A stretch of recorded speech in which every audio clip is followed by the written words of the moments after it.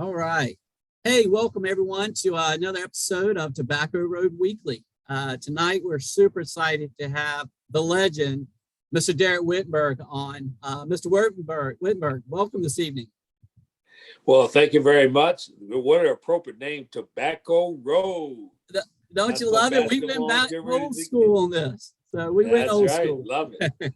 Look, let me just say one thing before we get started. I mean, guys out there, I've interviewed a lot of different sports guys. I mean, some football players, basketball players, but we've got a guy in here right now that is one. I mean, not just involved in one of the iconic plays in basketball history, in sports history. I mean, this play gets played over and over. The pass that gets played over and over. It's a pass. I know it was a pass that gets played over and over again every year. I mean, so thankful for you to be here, Mr. Whittenburg. I mean, I don't know how many times I've watched that game and watched that one play, but man, it is quite an honor to have you in here with us. Well, it's my honor and pleasure. I'm humbled to have an opportunity to always talk NC State and ACC basketball. It's a special time of the year. And although we saw 4 really great football playoff games. We did. We were just talking about that going into the show. Games. I mean, unbelievable football game. Boy, I'm glad I'm not a Buffalo fan. They got snake bit again. God, Buffalo and Tampa Bay, all the games, 4 excellent football games. We couldn't ask for the 4 great games like that. Unbelievable.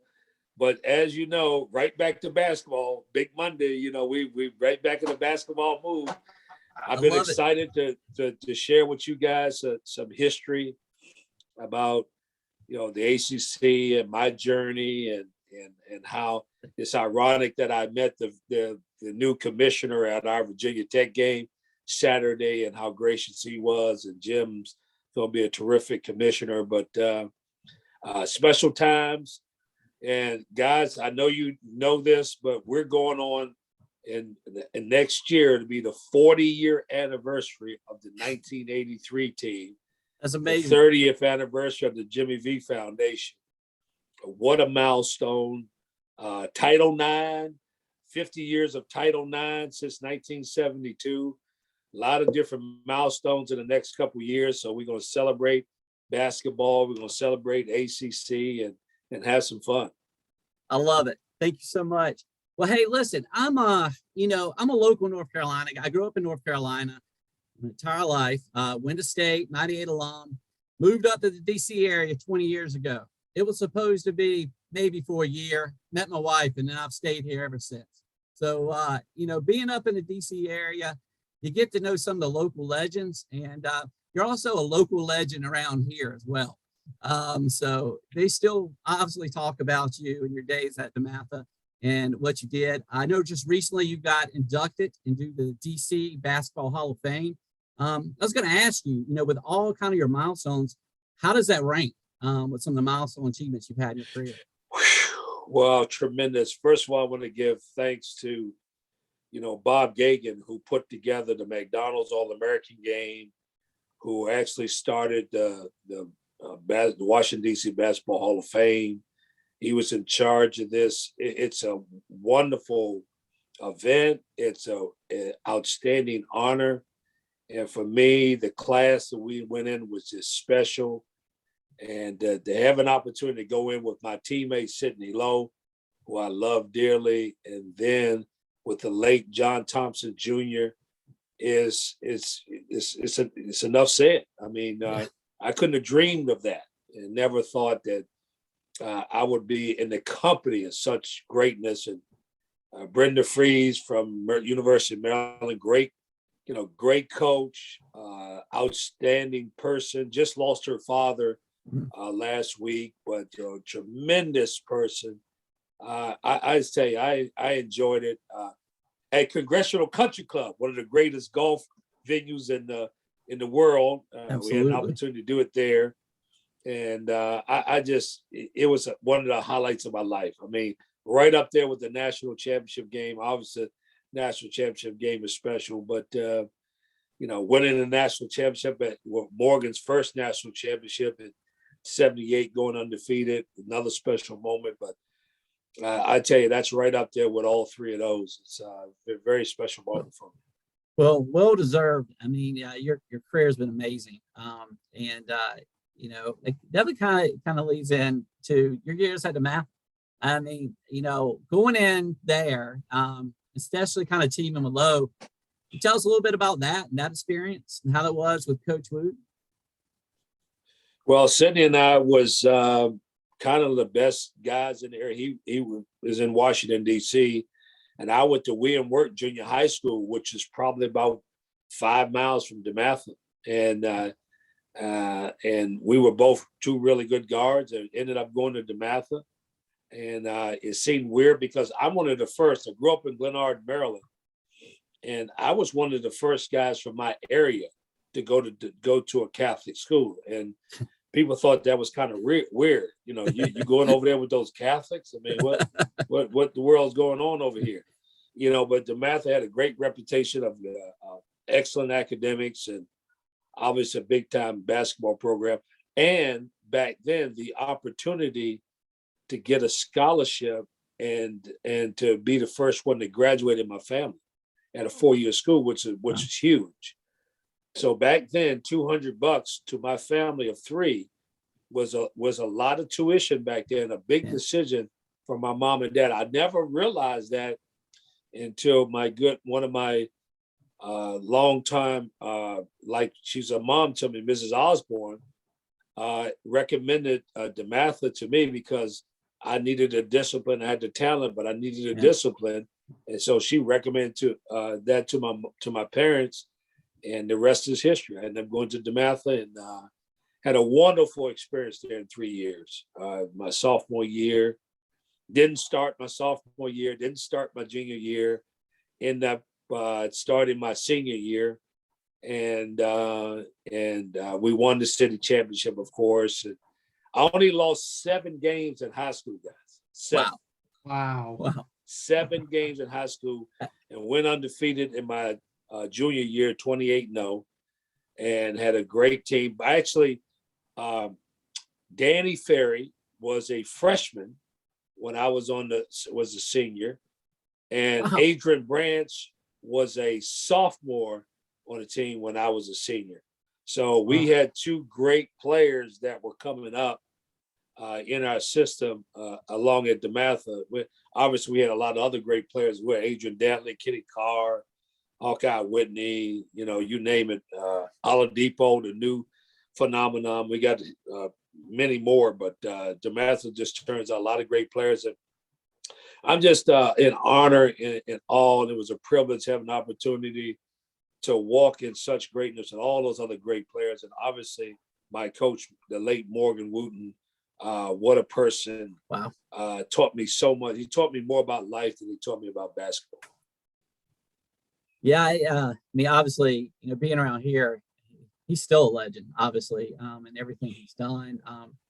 You know, and even that, I guess that decision, I know when Norm Sloan left, it sounded like you guys recruited him hard to maybe come be your new coach for North Carolina State. And he sounded like he Norm, you know, and a lot of people don't know that. So Norm Sloan actually recruited us, and Norm Sloan was a part of the first national championship at State, 74. He also played for Everett Case at NC State. You're going to see all that in the new documentary that's coming out February 7th, the 10-part series of the history of the tournament.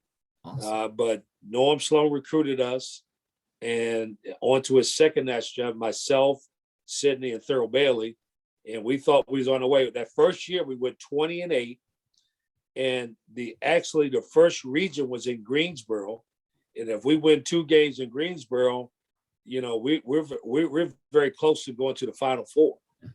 And Norm was rumored to leave after that game because he had already accepted a job in Florida. Yeah. So we was heartbroken, and we lost that game, and we lost our coach at the same time. So those were challenging times when Norm left NC State, and we kind of was in limbo.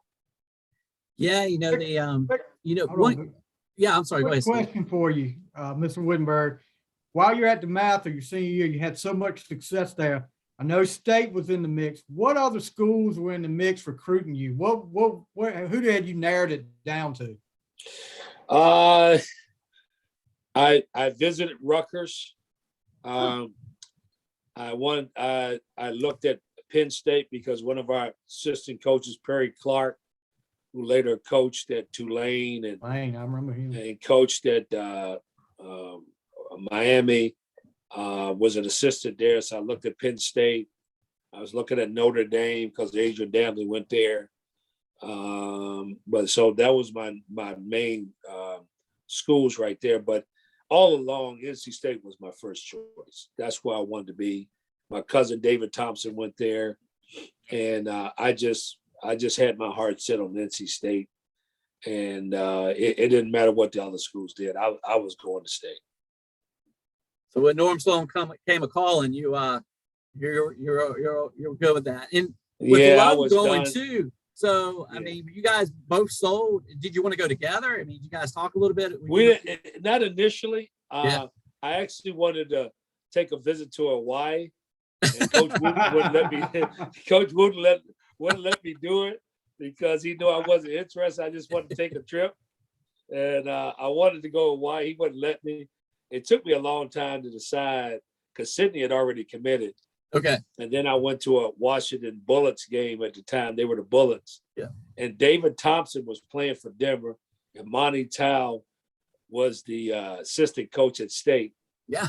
And me and my brother went to see him, and we got in the car, and David said, if you know David, he's very quiet. He says, "Cuz, won't you go ahead and commit?" And it was as simple as that. I said, okay. Okay. And I committed. You cannot tell David Thompson no, right? Probably the greatest college ball player. I didn't know what to say. I mean, he said, just go ahead and commit. And I said, okay. And that's how it happened. Because I was trying to get that visit to Hawaii, man. I wanted to go to Hawaii bad. Morgan You got to work it. Absolutely. You wouldn't believe how many NFL players that I've talked to that say the same thing. They talk about recruit visits, and there's a handful that say, man, I was looking for that Hawaii trip. I was looking for a trip. I tell you what, if I was being recruited today, I would just go to Hawaii. I would go to all the warm places, Hawaii and Florida, California. And then the one school I want to go to, I would just go there. I'll just visit State. But I'll visit all those nice schools first in the nice weather.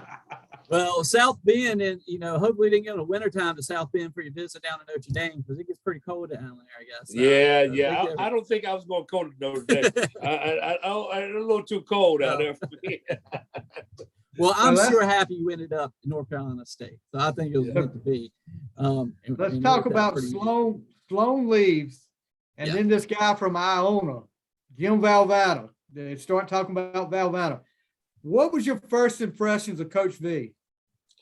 Well, I got a story about Coach V. So back then, and when I was a senior, there was a tournament in Boston called the Boston Shootout. Big AAU tournament after your senior year. And we played against the New York AAU team and beat them in triple overtime game. And Valvano came up behind me and Sydney and grabbed us by the neck and said, I love the way you two guys play. I'm Jim Valvano from Iona College. So fast forward a year, Norm leaves, got this press card, the Jim Valvano guy. I see him walking in and I say, hey, Sydney, that's the guy that owns the college right there. And my assistant coach said, no, he doesn't own a college, it's Iona College. So that was the first time. That was the first time I had met. I actually saw Coach Valvano again, and he was so entertaining and a player's coach, and he kind of broke the ice with us really well in that first press conference, and we liked him instantly. Well, one of the things I thought was really interesting, you mentioned, in a couple of books I've read that, you were in that, once someone left, you didn't even think about leaving with them. Nowadays, obviously players would just take off and go and abandon ship. And you mentioned you didn't even cross your mind. You were staying. So, kind of what was your thought process behind that? And what do you think about players today and kind of their perspective? Well, that's where I want to be. So obviously you get tied into the relationship with a coach. And most Right. guys go to with a coach, but I was both tied to Norm Sloan, but I love NC State. I got to add this story too. As a sophomore, I played in the Raleigh Times Festival at Broughton High School when I was a sophomore. And we had a visit. We were visiting all three of the schools. And I never forget this. Mike Bray, the coach at Notre Dame, was a senior. And we were touring NC State. We were walking around the court. And he looked at me and Sidney. He said, "You two guys going to be right here," as a joke. Mike Bray said, he said, "You two guys going to be right here at NC State." And we looked at him and started laughing.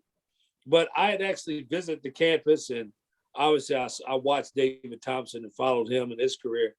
But I just watching Raycom sports and ACC basketball every Saturday.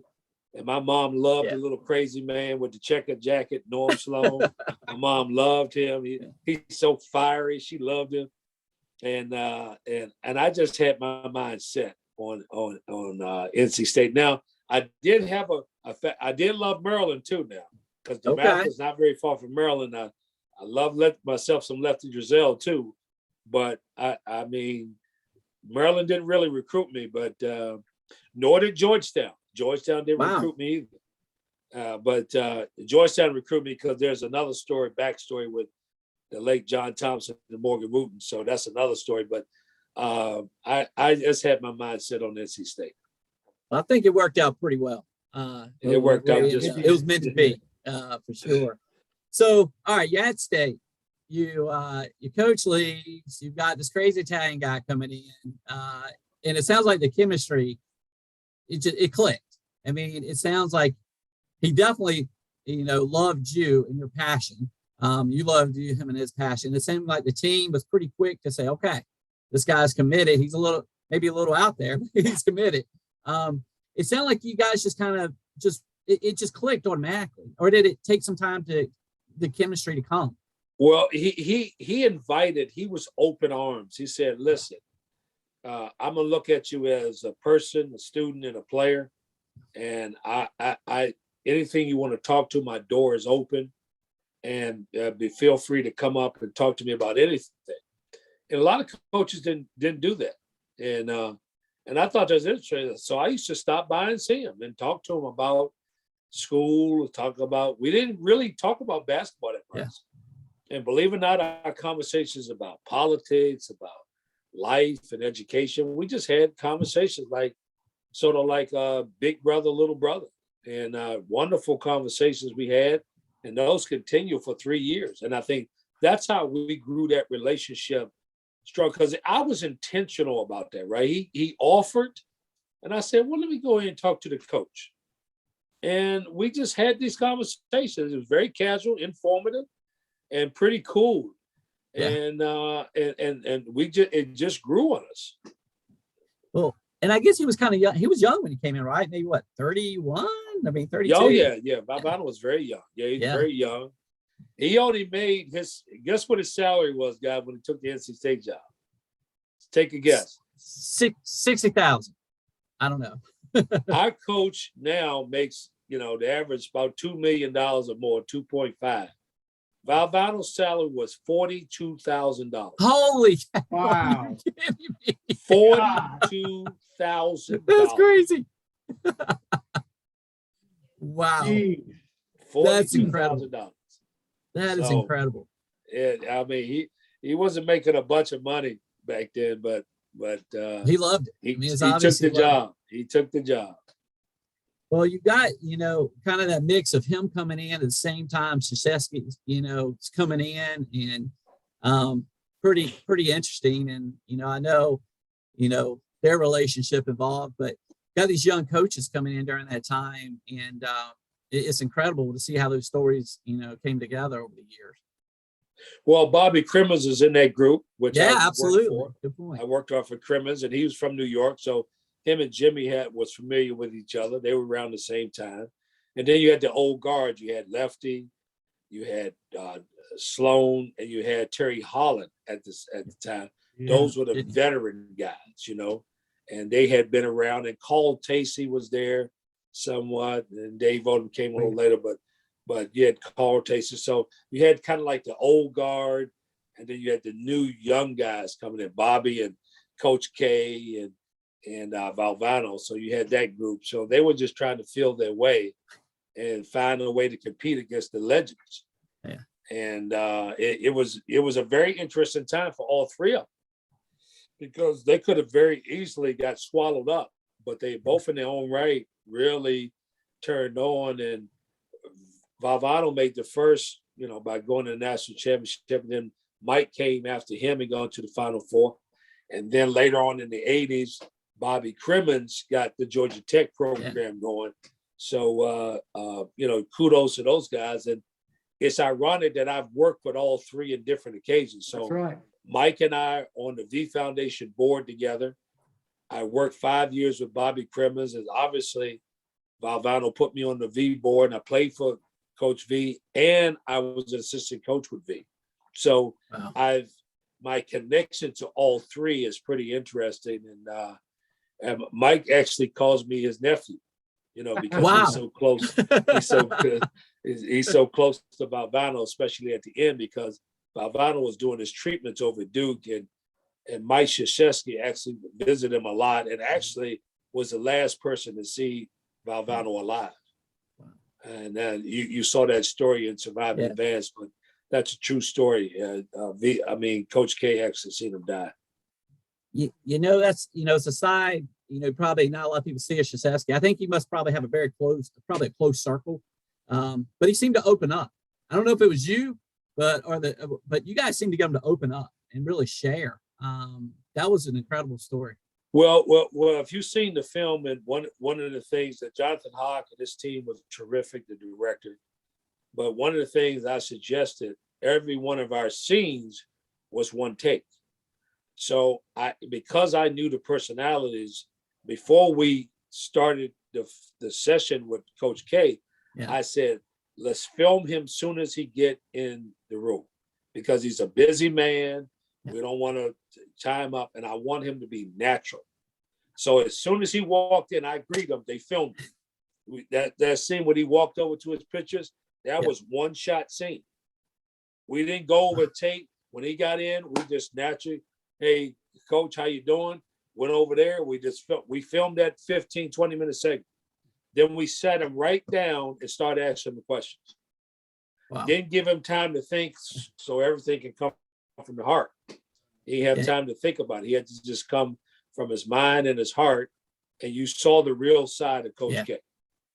You didn't see the competitor side where you want to cut your head off every game. That's the real Coach K too. Now you want to cut your head off. Yeah, definitely. But he's been very philanthropic. Been a great ambassador for our game, and great ambassador for the V Foundation as well. For his foundation, for his mom, he does a lot of great things to help people. So kudos to the Coach K. Absolutely. Well, let's talk about let's talk about that run you guys had in '83. So it all kind of started in the ACC tournament, right? Well, of course, your injury, which that happens January 12th, when you were lighting it up. I think you have 27 points when you go down with the foot, which is incredible. Let me ask you something real quick about this. This is a question. When they put the 3-point line in, the original 3-point line that was inside the circle, I mean, how much were you going like, a shooter like you, how much were you just exactly going like, all right, put it out there. Well, the line was only 17-9. So he actually cut inside the top of the key. But to me, wow, they're going to give me an extra point. This is great. I never even looked at the line. I never was even near the line. So, I'm just saying, how many clips did you see me shoot a 2-pointer? Very few, right? No. So I'm saying to myself, it didn't faze me. I thought it was great. Well, what it hurt us a little bit is that although we were still taking those shots, we didn't get the extra point in the NCAA tournament. That was only experimental during the year. So they right. didn't use it during the tournament, Really, I still during the remember NCAA tournament. watching. They used it I still in remember the watching ACC that. tournament, but not the NCAA. Yeah. I still remember watching that Virginia game when you were lighting it up. And I was like, because everybody back then, it was Ralph Sampson, it was Othell Wilson. They were kind of like the villains, at least for me. I was like, I wanted everybody to beat Virginia. Yeah, Othell Wilson and Ricky Stoke couldn't guard me together. So I wouldn't worry about those two. I imagine there was a little bit of talking. I wouldn't worry about those two at all. You gotta remember, we played Othell Wilson's team, Garfield High School beat them by 30. So Othell Wilson knew me before I got to Virginia. Yeah, and you were lighting it up, and then you take that shot and come down on your foot. Reaction there? Did you know how bad it was initially? So let me give you a little backstory, guys. I did the same thing at DeMatha in my senior year. I broke that fifth metatarsal bone on the other foot, and I missed 12 games as well. And then we came back and won the city championship. So I did the almost exact same thing in high school, and I did it again in college in my senior year. And nobody thought I was ever going to come back, but it was only probably about 75-80% healed. And I told the doctor I'm gonna endure a little pain because I want to play. So I came back and played based on a partially broke foot, and just toughed it out. Man,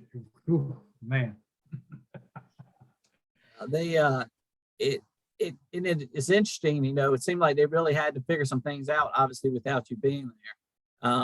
And Ernie did a great job, but it's not your leadership. And I'm pretty confident, even if you weren't in the game, you were in everybody's ear the whole time. I'm assuming. Oh yeah. I was very active with the team. That's for sure. I didn't miss a game. I went to the games. I supported them. I got an interesting story about that. So the next game after the Virginia game, I came to the back door in with one of the assistant coaches, late Ed McLean, and they asked me for my ticket. So you got to remember, I just had 27 points at halftime, and I go to the back door, and that's what Valvano talked about, how soon they forget, right? When you're playing on the court and when you're not playing anymore, they forget who you are, and that's why it's important for you to get your education and, be successful in life when you go on. And I never forget that when that young lady asked me for my ticket. I just had 27 points. I'm an All-American, this and that. I'm on national TV, and that's how soon they forget. Wow. And I never forget that, and that encouraged me to finish my degree. So you go on from that, you get back, you push through it, you come out for the tournament. So you guys got to go on one heck of a run in the tournament to get this thing done, to even get in the NCAA, it looks like. They start with Wake Forest, right? And that's a pretty tough game, to say the least. So walk me through kind of your thoughts for that. You guys had to kind of foul there towards the end to even have a shot. Well, we just beat Wake Forest by about 30. Right. On senior 30 to day 89. At Reynolds Coliseum. And great game. Everybody scored. This what a heck of a game. Beat Wake Forest. And then we're going to play Wake Forest again. So, they had more of an incentive to beat us because we just killed them at home. And it was a tough game, and they slowed it down. And Sidney made that great steal, and Lorenzo hits the free throw. So we were, we squeaked away with that one. Then you play the number 2 team in the country, Carolina with Michael Jordan and Perkins. They had a heck of a team. So we come back and play them. We had just beat them on a regular season at home, and I didn't play in that game. And then we got them, and then we tied the score up, and we're down in overtime, the first overtime by 6. And then Michael Jordan fouls out, and I outscore him again. This shit is getting old. Everybody's talking about this damn Michael Jordan. and I kicked his ass once again. Michael who? Michael who? I kicked his ass again. Overtime at 11 points. Michael Jordan who? Everybody, these kids are wearing his shoes, and someone say, "Hey, you should be wearing Air Wittenberg." Hell with Michael Jordan. I kicked his ass. Let me ask you this about that game though. And they talk about this. They talk about this on Survive Advance. What were you thinking when Perkins put up that shot at the end of regulation? Oh man. Oh man, that shot went in and out. Yeah. If that story went in, y'all be talking to Sam Perkins. You would be talking to me right now. You'd be talking to Perkins. Oh, game of inches. Yeah, Big Sam. That was a heck of a shot. It was. Well, I thought it was in. Yeah, I thought it was too.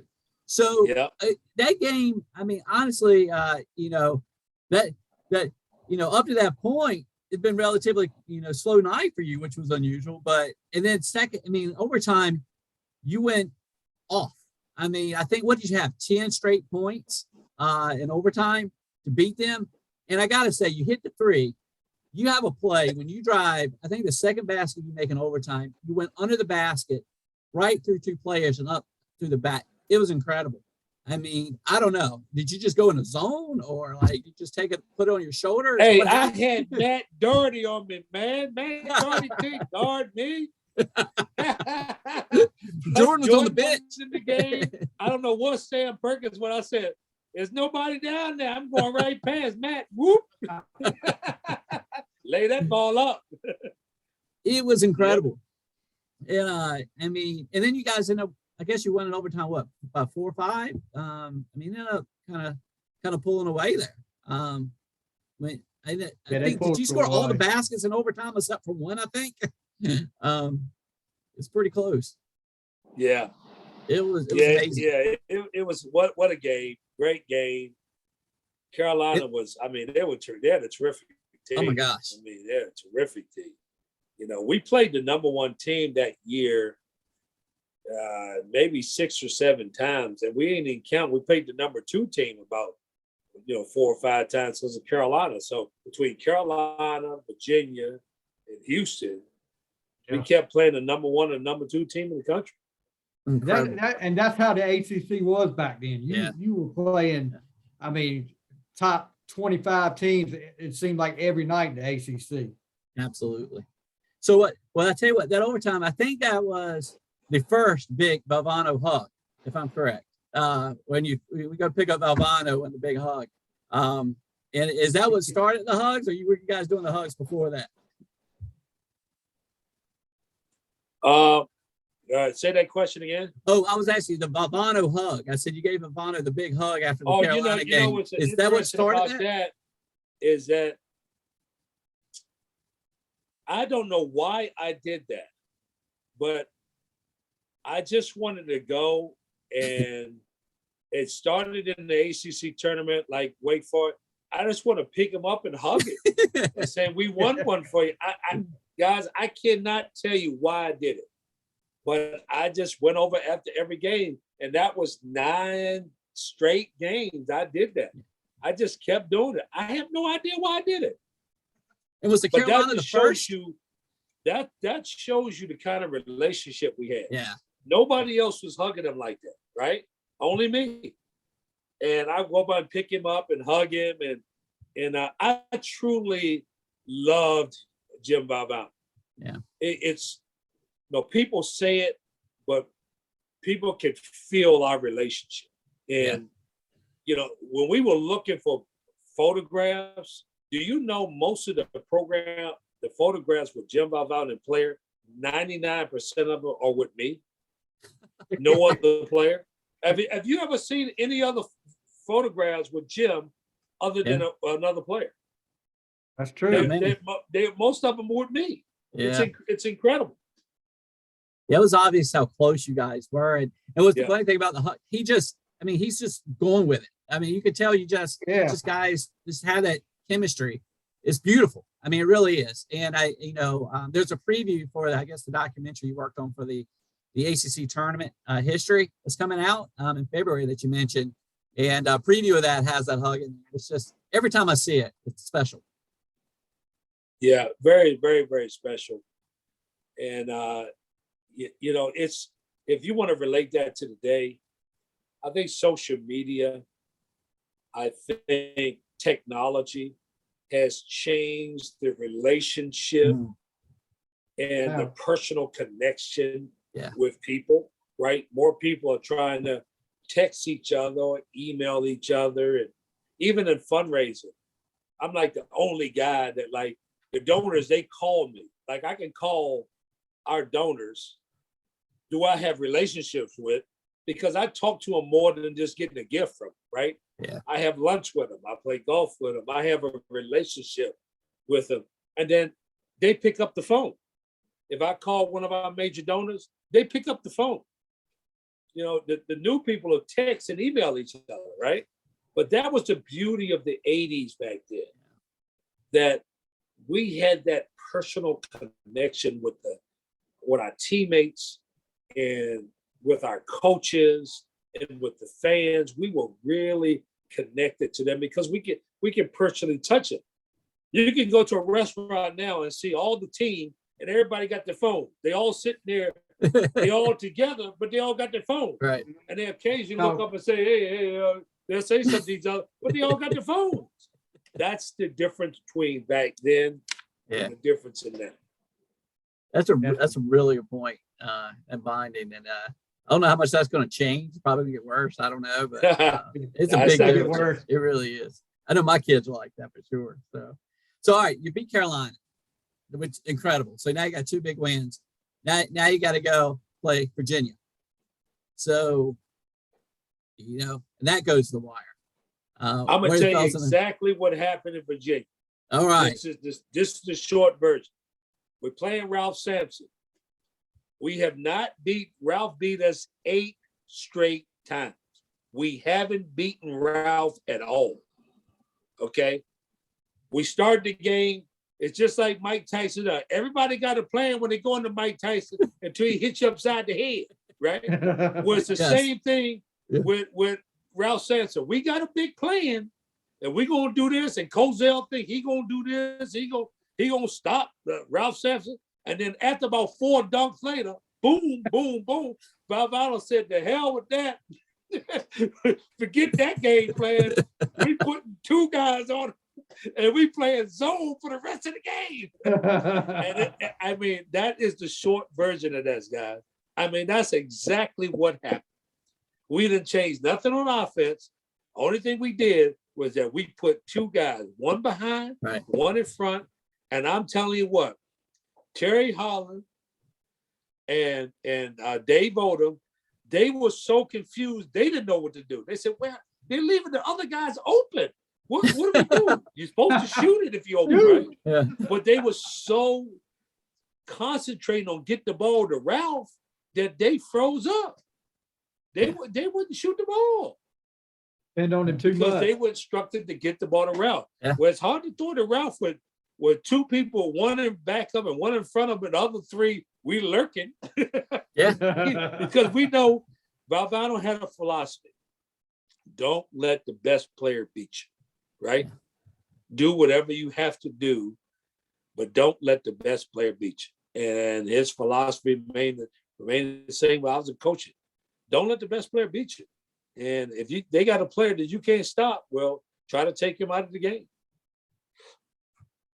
It obviously worked. A strategy, and you guys had a second opportunity to use that in the NCAA, which get to see him twice. It's pretty incredible. So now you guys are in the tournament. You have an incredible run in the ACC tournament. You get the win. Listen, that's the ACC tournament. I don't know if it's changed a little bit, but I know back in the day, winning the ACC tournament meant a ton. Winning is huge. So you guys win the tournament. Now you're in the NCAA. Going to the next game. You got what are your thoughts going to that first game of the tournament? Are you guys, feeling ready? Well, yeah, we was kind of in la-la land. We won the ACC tournament, and we were. We played in the best conference in the country, so we wasn't in fear of them. We respected their team, and we was out west, and kind of just having a good time. We won the ACC tournament. Let's just go out here and play this game. We're going to beat these guys, but we played awful. And they were hunting for us, of course. And before we could wake up, we were down, 6 points with less than 2 minutes to go, and came back and tied that game and went into double overtime without Sidney Lowe. Now, this first time in 8 years I didn't play with Sidney. And that was weird, man. That was very weird. But George McClain stepped up and did a great job, and we held on and won that Pepperdine game, and then went to UNLV and played another team, 2 in the country, Sid Green and Jerry Tarkanian's team. They had a great team and beat them at the buzzer. The only game that we had that was somewhat not as tough is that Utah had upset UCLA. And so we played Utah, and in the Western Regionals Finals first game, and we beat them pretty good. That's the only game that was, never a threat. And then we end up in the finals, Western Regional Final with the big Ralph Sampson again. There he is again. That's your award. Now you get to go play Sampson again. Now he's mad, right? Now he's not happy. He should be mad, but yeah, he was mad, and we once again got down again. I think we got comfortable when we got down. When we got down, we got to relax. Play better from behind. Okay, let's just get down, man. Let's don't get ahead. Let's get down so we can really play. And came back in that game, and what was unusual, tie score. Vinyl said, we're gonna foul Old Thurl Wilson. Yeah. We're gonna dare him. We fouled him, and he only made 1 free throw. They fouled Lorenzo Charles, and he made 2. Yep. And we got lucky at the end, and and Ralph didn't make that shot, but we were, you got to have some luck, man. You got to have some luck go along with good play. You got to have some good luck. So I got to ask you, so you guys used that double team on Sampson, and it worked in the ACC tournament. Were they ready for it this time? Did they change? Did they adjust? I think the last game we had 4 guys on Ralph. we didn't trust 2. We had 4. That worked. Yeah, we didn't trust that. We had 4 guys on Ralph. We said, I gotta tell you this. We can't take a chance. Let's put 4 guys on it. I gotta tell you this. Yeah. I did an interview a while back. It's been a few months ago with I know you probably remember from WRL, Jay Jennings. Yeah. And he was sent out. They sent him out, he said, to cover you guys, your tournament run. And they instructed him, carry enough clothes and stuff for for the whole thing, because when State loses this weekend, we're going to send you out where Carolina is. And he was like, he said, luckily I had packed a bunch and I got to stay with State the whole time. And Carolina ended up losing, I think, to, I forgot who they lost to. But they lost to Georgia. Georgia, that's right. So you guys could have possibly ended up playing Carolina again. Go from Virginia and play Carolina in the Final Four. Yes. And me and Billy were talking about this earlier. What was it that you said over there to the Virginia bench after that game was over? Whoa, this is a family show, isn't it? Well, they were actually heckling me when I was coming down on that side. When I was shooting the ball beside that bench, they were heckling and talking trash to me. So I just gave them a go home. Go home. With an exclamation mark. Yeah. Go home. I love it. That is good stuff. So you guys go to Albuquerque, New Mexico. You guys spent a lot of time out west. Yeah. What was the atmosphere like getting to that Final Four, though? How crazy was it? Oh, crazy atmosphere. Nobody gave us a chance. There's only 2 coaches that gave us a chance. I remember this vividly. Bobby Knight and the late Will Jones, who coaches at AAU, he coached at UDC. They're the only two coaches publicly that said, well, we can win the game.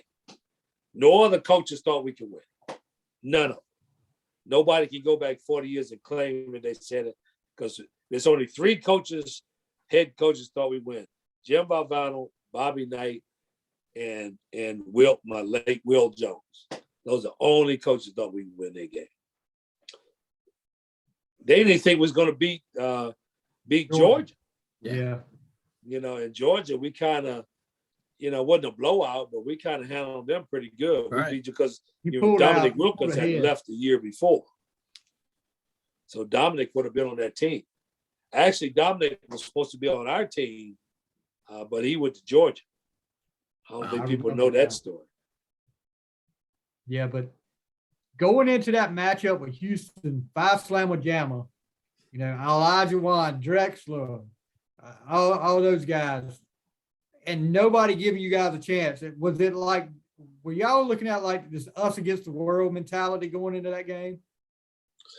No, actually, no. We were pretty confident, and you got to remember, we played in the #1 conference in the country. Yeah, I guess the #1 team several times, #2 team several times. We had respect for Houston, but we wasn't in awe of them. Yeah. We had respect for them. But you got to remember, Ralph was 3-time player of the year. He's pretty good. We played. Yeah. Elijah One was an excellent player, but we had played against some really good players, so we respected them. And Valvano's game plan was simple: we can't let them dunk the ball. We just can't let them dunk. Can't let them get fast break. We got to control the tempo. Well, Terry get into that another level, didn't you? When he trapped Clyde's legs and took him down. Terry wasn't gonna let him dunk. Supposed to be a charge. It's supposed to be a charge, but it's actually a tackle. Terry Gann actually tackled the guy. They called it a charge, but it's actually a tackle. Yeah, you got him in foul trouble quick. Yeah. Yeah. That was yes. that was something. That was All amazing. right, so Well, we got all the big build up. So you get towards the end of the game, right? There's this famous pass from you that, I'm sure practiced quite a bit. So can you walk us through that play? Because it looked like things weren't going according to plan. Well, we had planned to run the 5 play, which was a double screen for Thurl coming off on the weak side, and then me having the floor cleared on the right side, a 1-on-1 opportunity. But they came out in a 1-3-1 trap. So that wasn't part of the plan. And so doing that, we were trying to figure out, well, one thing we did understand when he's passing that ball around, that we wasn't going to call a timeout again. We just had a timeout, and we were going to take the last shot. Yeah. So you got to have a shot clock in your head. So as we passing around, when I received the ball at the end, in my mind, I knew that time was running out. So I had to, that's why they said basketball is a reaction game, not a thinking game. So when I caught that ball and retrieved it, as Benny Adams almost stole it in one motion, I know I had to make a play. And so once I got the ball, I didn't even look at the clock. I just had a feel in my head that it was only 4 or 5 seconds left. And so when I passed it to Lorenzo Charles and made the dunk, it was, the rest is history, man. So walk me through it. Shot goes down. I'm sure it just goes in complete chaos. Walk me through that moment. I was so, you just run around, scream, like you just pandemonium, just running around. But the first thing I thought about, my parents were in the audience. So I wanted to run and hug them. So if you see at the end of the documentary, you see a picture of me hugging my mom. Yeah. I couldn't find my dad, but I was hugging my mom. And then I wanted to go hug V. But when V was running around, he was looking for me to hug, and I wasn't there. And so that's why he saw him run around. And so he just jumped on a pile because he didn't know what to do either. Everybody was running around, you know. But what a moment. What a moment. And I think that moment, you know, 50 million people watching, the way we did it, the Cinderella story, took the tournament to another level, right? Took the viewership to the tournament level. Like this what makes the tournament great. An underdog like NC State coming from nowhere. Nobody thought they could win. And they beat some of the greatest teams ever played. I think it took the tournament to another level after that. It made people more interested in watching the NCAA tournament. So did Valvano get his hug? Did you get? He finally got his hug. Yeah, good. I found. He said, "Where were you?" And I said, "Well, let me give you a hug right there." Yeah. How many times did you hear Cinderella story before that NC State team though? Oh, every game. Every game. I mean, every game. But you never heard basically every game we were underdog. Every game. Yep. Every game we were underdog. Definitely. So what's pretty amazing about you, Mr. Whitberg, and you know, reading your story and everything you've accomplished, that kind of just beginning for you. It really is. You know, I really wanted to touch base too on your career after that and what you were able to do. I know you mentioned it earlier, getting your degree. I think that says a lot about you to put the focus to get that business degree in '84, and kind of your plans, what you're going to do. And then you kind of, you know, try the NBA, just ball, but ended up in coaching, which, you know, is obviously in your blood and your coaching career. Can you mind sharing a little bit about kind of your coaching and kind of how you got into that? And I mean, you were with a number of teams throughout that. Yeah, man, I was after the championship. It's humbling. You're a rock star, and then you go to camp and you get humbled. You get cut, and the way they cut you was like vicious. Like after camp, they just Al Bianchi just pulled me to the side and said, "Hey, we you know, you didn't make the team. That was it." You know, so you go like you went from on top of the world to like you just got cut. You know, what do you do? And so I went back to school, finished up. Then I went. I was a graduate assistant, and then I went over to Europe, went to France, and played for a year, and had a wonderful experience over there playing in France. And then Valvano calls me back and said, "Would you come back and coach with me?" And that's when I started my coaching career. And you know, I went to George Mason my first year as assistant coach with Joe Harrington, who obviously coached under Lefty Driesell, and spent a year with George Mason. And then I followed Joe to Long Beach State. And then I came from Long Beach State. I came back to NC State for 89 to 90. And then when Valvano left again, I left NC State, went to Colorado, University of Colorado as an assistant from 90 to 93, and met Bill McCartney, the famous the Promise Keepers coach, Colorado national champion, won the national championship in 90, 91, and got a relationship with him. Then I went with Gail Catlett, who's the Hall of Fame coach at West Virginia, who played with Jerry West, worked for him for a year. Then I went to Georgia Tech for 5 years and worked for the Hall of Fame coach, Bobby Crimmins, and worked for him for 5 years. And then after Bobby Crimmins, I went and got my first head job at Wagner College, and which I took that program to their first ever NCAA tournament in 2003, which next year will be the 20th anniversary of that championship, 40th anniversary of the 83. So I wanted to achieve something that never been done before. So that's why I took the Wagner job. And then I went over to Fordham and spent actually about 10 years over at Fordham University. I won 10 games over there, won 18 games. And taking the Fordham job, I thought I would have an opportunity to come back and coach at NC State and be the next coach. That was my dream. And it didn't happen. And then I was fired at Fordham. and which one of the best things ever happened to me. Nobody imagines being fired, right? What's it like to be fired? And you don't know until it happens. I didn't feel, I wasn't angry. I was, you try to figure things out, but getting fired, especially when you don't get a reason, right? And coaching, sometimes you don't win enough games. Whether or not you don't win enough games, what the expectations are, nobody ever tells you why. They always use the words, we're going in a different direction. Well, what the hell does that mean? You didn't tell me what direction you want me to go in. It's not a winning program. I just came off of 2 winning seasons. So, what's the expectation? So, best thing that ever happened to me, guys. I go work for ESPN. I'm hired by George Bodenheimer and working with John Saunders as an analyst.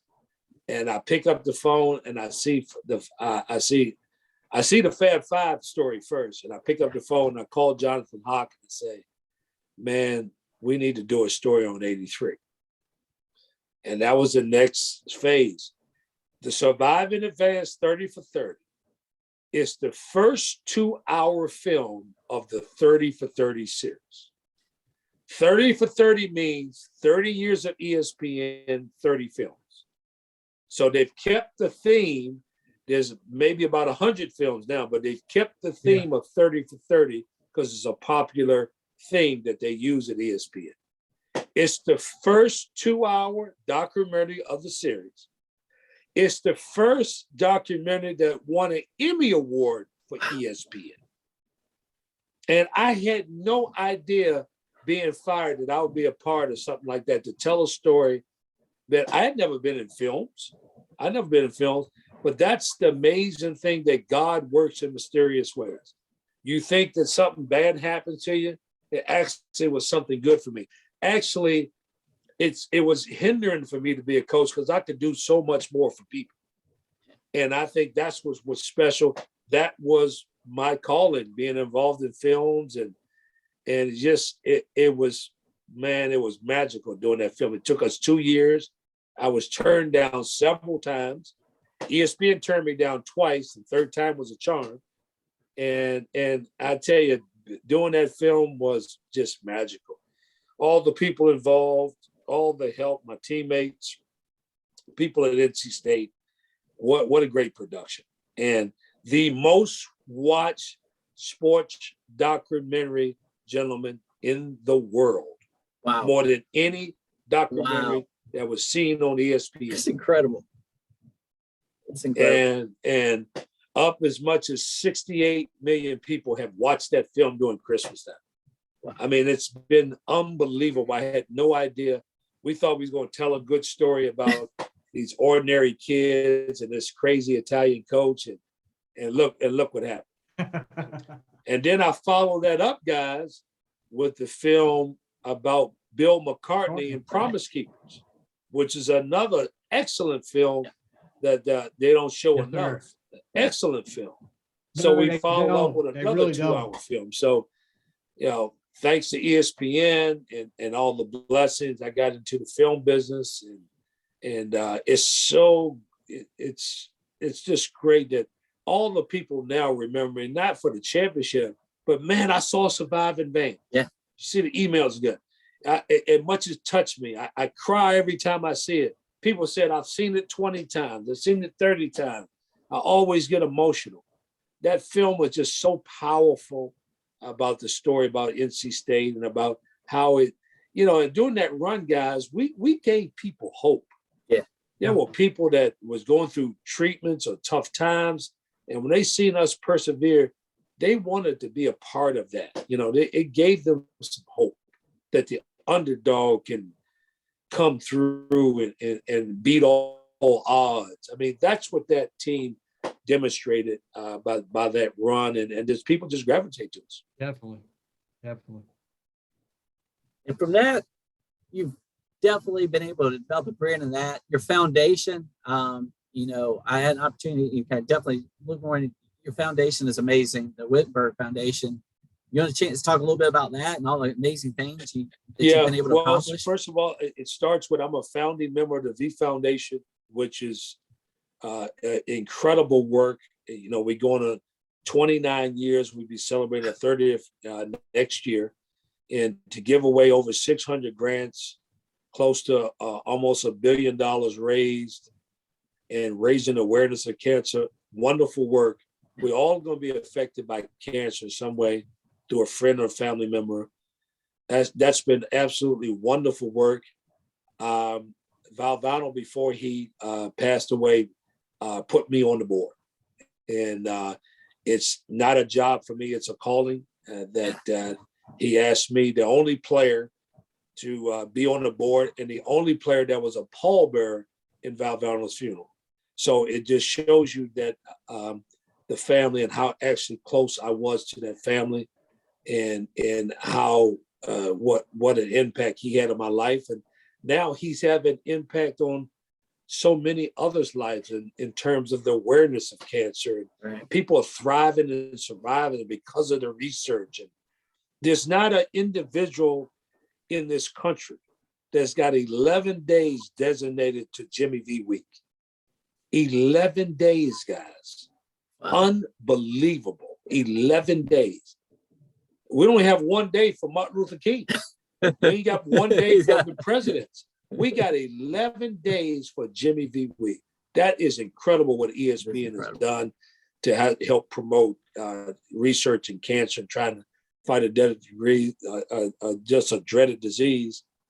And then when we got here, my wife and I started the Dereck Whittenburg Foundation because we saw I had such a passion for education and being a first generation graduate. I wanted to help these juniors and seniors through tough times, help them get to the finish line. So we started this foundation, and up to date, we've given over 150 scholarships, over $500,000 in the last 5 years. And we hope to reach all the schools in North Carolina at some point. But we are just, it's my calling now. I found out what my purpose is to help people and to give back. And man, that's so rewarding to see that kid go to that stage. Don't know what Dereck Whittenburg is about, but we helped that kid finish college. And one day that kid maybe gonna go on and do some other great things. But our future is our kids. Our future is the seniors in college that want to go on and be successful in their journeys. We got to help others. And it's nothing more better when I wake up. If you want to lift yourself up, lift someone else up. And that's kind of my mantra. Exactly. So doing the work of philanthropy and giving and the foundation, V Foundation, what we were averaging before the pandemic, between my wife and I, 194 events a year in the state of North Carolina, across the country. Wow. So we believe in if you're going to be involved in the community, you got to be present. You have to be involved. And if everybody helps everybody else a little bit, we all can grow. So if somebody supports the Dereck Whittenburg Foundation, we're going to support diabetes. If somebody's going to support the cancer research, we're going to support education. We got to support each other a little bit. And if we do, we can help so many different people in so many areas. So that's what keeps me going every day. Basketball, man, is a love for basketball is great.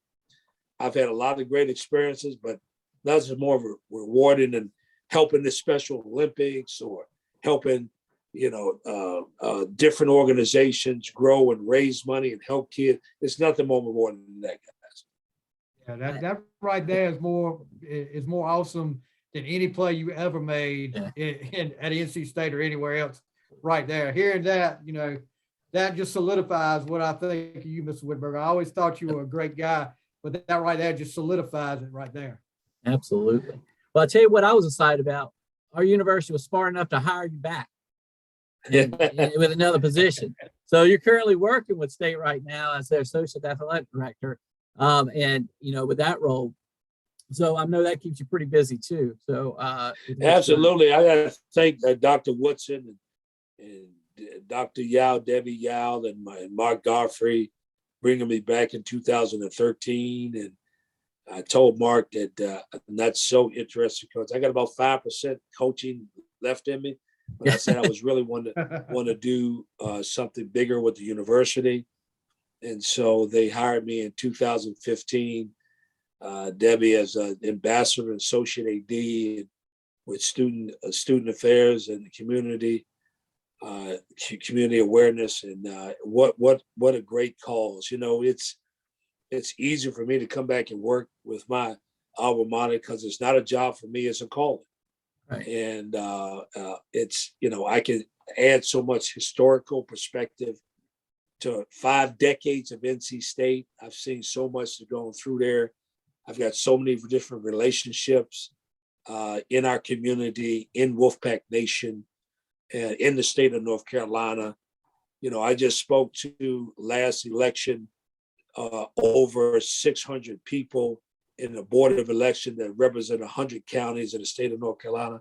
The first time I ever registered to vote was in the state of North Carolina. And so, you know, what I've done in my journey in North Carolina, along with NC State, has been magical. Yeah. In all the relationships that I've built through this journey makes it special. So I could, if they wouldn't have paid me, I'd be doing the same thing, guys. It wouldn't matter. I'd be doing the same thing. So they paying me for something I love. You know, We won't tell them that. I love doing it. Now they can pay me more if they want, but it's something I love. And they always ask me. I think it pisses people off that I have such a positive and joyful attitude, regardless of what's going on. Because once we get a chance to wake up, guys, the rest is gravy. Okay, enjoy the journey. Yep. Let's make some things happen. Let's help some people. Let's empower people. That's when I'm a motivational speaker. People they speak to inspire, but I speak to empower. And the empowering people makes the ability to make people change and do something that's going to help their life. Absolutely. How many times you've heard a speaker and then when they left, you don't remember a damn thing they talked about, right? You don't remember nothing. No. But when you speak to a group of kids, you got to leave them with something that's going to empower them to change, empower them to believe in themselves, and to feel good about themselves and be positive about their journey. That's what motivational speaking is all about. So I actually had you gave a speech to this current team early before the season started, and I had a chance. They recorded, and I saw it. I wanted to run through a wall when I heard it. So I know those guys had to be pretty pumped. So well, it takes me. You know what? What's amazing? I watched the best speaker that ever stepped on NC State's planet. That was Jim Valvano. I heard him as a player. I heard him as a coach. I heard him as a commentator. Now, if I got a little bit of that, don't you think I have the ability to motivate kids? Absolutely. So, like, the best trait I had in coaching, which most coaches don't have, is they cannot motivate the kids to get the maximum out of them. You know why they can't get the maximum? Because you have to care about the kids. Yeah. Absolutely. And the kids today will know whether coach really cares about them or not.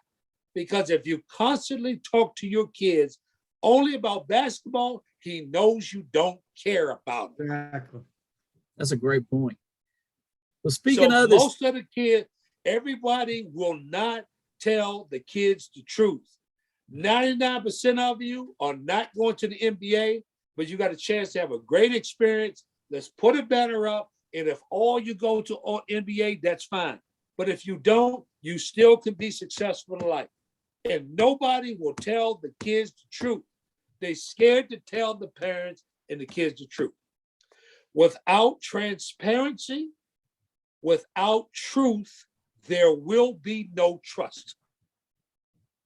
Absolutely. And we're not transparent about what we're telling the kids and the parents. We're not being truthful, for therefore there is no trust. Now everybody say amen. Amen. Amen. Pass the plate.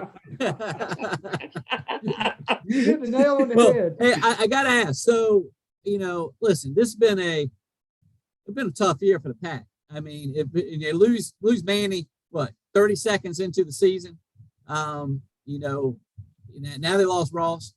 But I know. I mean, you know better than anyone's. Everyone's piling on. This team comes out to play every night. I mean, I think Keats. I don't know. He must be able to do something to motivate them, because that team seems to come out and play hard every night. They might not be winning every night, but they seem to be playing hard. What's your take on Kevin Keats and this team and how things are going now? Well, we're still trying to find ourselves. Yeah. We Sebron has had a tremendous year. Yeah. Thank God. Thank God for him, because he's, if we didn't have him, we really be in trouble. Yeah. So he's really stepped his game up. Hellum had a heck of a game against Virginia the other day. Sure did. The kid Smith has had an unbelievable freshman year. It's just been, you lose those tough games, and you got to find a way to win those games at the end, because all the ACC games will come down to the last 5 minutes anyway. And you got to find a way to win those games. And we're trying to find a way. Yeah. And the effort obviously is there. But in order to close the games, Valvano used to say to us all the time, I put you in a position to win, then you have to figure it out and win the game. And I think that the guard play at the end of the day, the guards will have to figure out, how to make the plays to close the game out. Yeah. And that's going to be the key. The coach can draw up a play and do this, but it's going to have to be the players that are going to step up and make it happen. And although we lost Manning, we've been in most games. We never been out of the game. We never been out of the game. Yeah. So we've been right there. And obviously Manning would have certainly helped a lot. But at the end of the day, it comes down to the guard play. Yeah. And if your guard players can find a way to finish these games at the end, you got a chance to beat anybody. And that's the key to our team. So I got to ask. So Jaquavion Smith, he reminds me maybe a little bit like you must have been, because he gets super hot and the guy doesn't seem like he can miss. So, I mean, do you see a little bit of that, and kind of what you had too? I mean, he just absolutely seems like he has that. Well, Jaquavion is fearless for one. Yeah. He's fearless. I mean, he shoots the ball. I mean, that's where I was. Right. He'll shoot it from anywhere, which I love his confidence, and it ain't like he's gonna be shy whether he missed one night. He gonna come back and take another one. That's what you gotta love about that kid. Yeah. And I think he's gonna develop into a nice ACC player, and hopefully one of the best in our league if he keeps developing. But he has had a heck of a freshman year, and I tell you, he saved us a lot of games this year as a freshman. So we want to continue to develop him, and he's getting better, and the future's bright for him. I think so, and it was so great seeing them. Everything clicked against Virginia. They all deserve that. To have a game they just ran away with it, and it was a fun game. You got to enjoy any time we whip up on Virginia, right? It's got to be a little bit of you going, yeah, that's always nice. So that was a lot of fun seeing them run away with that. But I have a big question for you. So we've got a big game coming up Saturday, right? Against Carolina. You want to make any predictions on this Carolina game coming up, or any thoughts? Well, if we can guard the big guy inside, it's going to come down to guard play, obviously. But I think they're going to pound it inside, because they got a horse in there, and can we handle him? But it's going to come down to the 3-point shot and getting to the free throw line, because they're inconsistent shooting from the outside, and we're hot and cold. When we hit them, we make them, but we don't, and we shoot a high percentage of shots from the outside. We don't get a lot inside, so we got to make a lot of shots from the outside on the road. And Carolina has, been struggling a bit. And so, we just got to be prepared to handle the inside of Carolina and them pounding the ball inside and not get to the free throw line and handling that guard play to drive into the basket. I think that's going to be the key. But we have a chance to beat them as much as anybody. I mean, we were absolutely up 13 points against Purdue on a neutral court. So we're capable of beating anybody. We just got to, defend, and we got to make shots on the road. But more importantly, we got to really do something about the inside because Bacon is he's tough inside. Yeah. And so we got to figure out what we're going to do on the inside. Yeah, Evie's had to grow up fast, but he's getting there.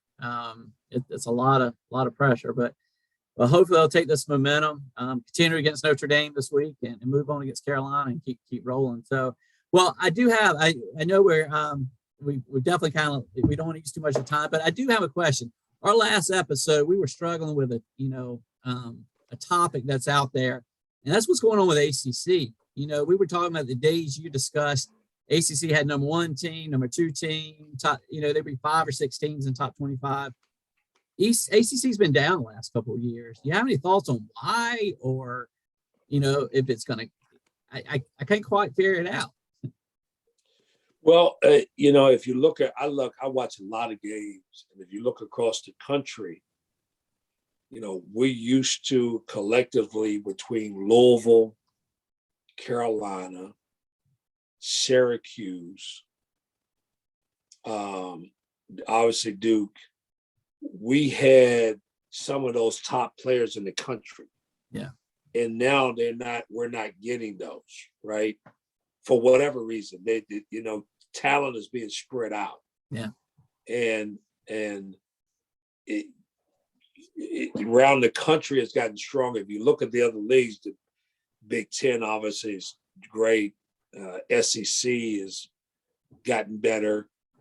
Well, they're getting some of those top guys to stay at home or come to their program. So we're not, collectively as a conference, kids are taking other opportunities where they can go play. So you're not going to have a 4 or 5 star that can sit on Carolina, Duke, or NC State bench or Syracuse bench. They're going to be in the Big East. They're going to be in the Big 12. So we used to have a collection across the board of enough good players, 4 and 5 stars on all our ACC teams. That's not happening anymore. And then with the transfer portal, if it doesn't work out, kids are leaving back and forth. So you're having a problem with continuity. Syracuse has 2 6-year guys. Wake Forest has 2 6-year guys. So after this year, to be competitive, they got to go. You got to go to the transfer portal because if you're not getting a 5-star, 4-star high school player that can come in and help you right away, who can help you right away? Yeah, it's a transfer. Yeah, that can play right away. So I think we're going to see this trend until everybody gets their programs, to get some continuity in your program. I think you're going to see this is the way recruiting, this way our teams want to build their teams. Yeah, I agree. It all starts with recruiting. Absolutely. But hope we can turn that back because you get the days of when the ACC was on the top, because I can't take it. We should be on the top. You want to see ACC there. So, well, Mr. Whittenburg, I want to thank you so much for sharing your time with us this evening. It's been amazing. If you, I don't know if you got any final thoughts before we wrap things up. Well, guys, this is, because of the pandemic, I think that a lot of families and people have been struggling, losing jobs financially, the COVID. It's been a tough 2 years.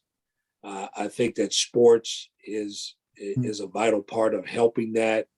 People giving them some kind of relief and staying safe, but giving some kind of relief to get involved back in sports. I think people miss sports. It's the one common denominator that people can get together and come together. And sports does that. And so that's the beauty of sports and what it does. And one thing is also done with podcasts. It's also been, we've learned a lot about each other, more information. We've had these conversations.